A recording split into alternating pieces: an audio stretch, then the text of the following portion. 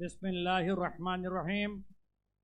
আজকে এই মহাসমাবেশের সম্মানিত সভাপতি, বাংলাদেশ জামাত ইসলামীর সংগ্রামী আমির জননেতা ডাক্তার শফিকুর রহমান, উপস্থিত বিভিন্ন জাতীয় নেতৃবৃন্দ, জামাতের নেতৃবৃন্দ, মুক্তিযোদ্ধা পরিবারের সদস্যবৃন্দ, আমার প্রাণপ্রিয় ভাইয়েরা, আসসালামু আলাইকুম রহমতুল্লাহ বারকাতুহু। আমরা লক্ষ্য করছি স্বৈরাচারী হাসিনা এবং আওয়ামী লীগ যেই কালাকানুন করে, যেই সমস্ত অন্যায় আচরণ করেছে, গুম খুন করেছে, সেই সমস্ত কালাকানুন তারা প্রয়োগ করে জনগণের অধিকার লঙ্ঘন করেছে। এই 36-এর 24-এর জুলাই যোদ্ধাদের সংগ্রামের অনিবার্য দাবি হচ্ছে এই সমস্ত কালাকানুন বাতিল করে সংস্কারের ব্যবস্থা করা। জামাত ইসলামী বাংলাদেশ ইতিমধ্যেই এই সংস্কারের লক্ষ্যে 41 দফা প্রণয়ন করে জাতির সামনে এবং অন্তর্বর্তীকালীন সরকার সামনে উপস্থাপন করেছে। এই সংস্কারের অন্যতম একটি হচ্ছে 7 দফার 1 দফা। জামাত আইন অঙ্গনে আইনি সংস্কারের জন্য যে দাবি করছে তা হচ্ছে বিচার বিভাগ থেকে, বিচার বিভাগকে নির্বাহী থেকে আলাদা করতে হবে।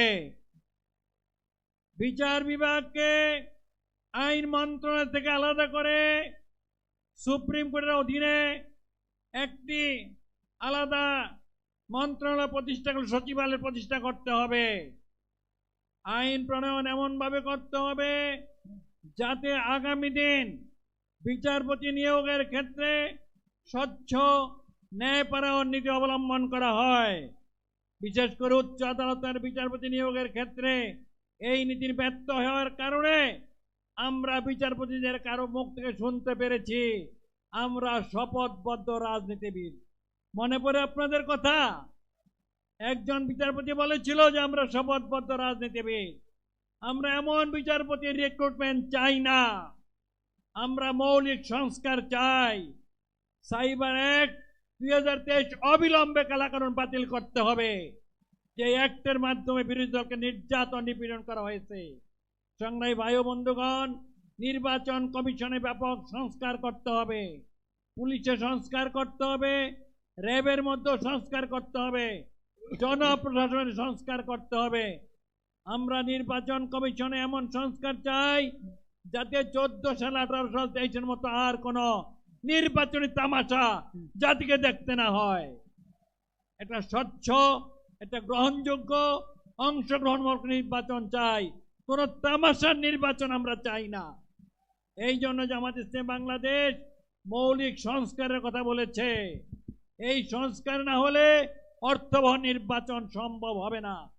সুতরাং অবিলম্বে জামাত ঘোষিত এই 7 দফাকে মেনে নেওয়ার জন্য আমরা দাবি জানাচ্ছি এবং এই 7 দফা বাস্তবায়নের জন্য সংগ্রাম করার জন্য আপনার সবাইকে আমরা আহ্বান জানাচ্ছি। পরিশেষে বলতে চাই যে এই সমস্ত শহীদের রক্ত দিয়েছে, অঙ্গ দিয়েছে, অঙ্গহানি করেছে, জীবনের জন্য পঙ্গুত্ব বরণ করেছে, তারা একটা বৈষম্যহীন, একটা ইনসাফপূর্ণ সমাজ দেখতে চায়, সেই জন্য জীবন দিয়েছিল।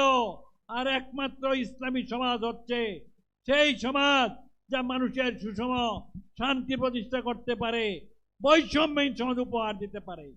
জামাত ইসলামী বাংলাদেশ এই ইসলামী সমাজ কায়েমের জন্য লড়াই করছে, আন্দোলন করছে। এই লড়াইয়ে আপনাদের সবাইকে অংশগ্রহণ করার আহ্বান জানিয়ে আমার বক্তব্য শেষ করছি। আসসালামু আলাইকুম রহমতুল্লাহ বারকাতুহু।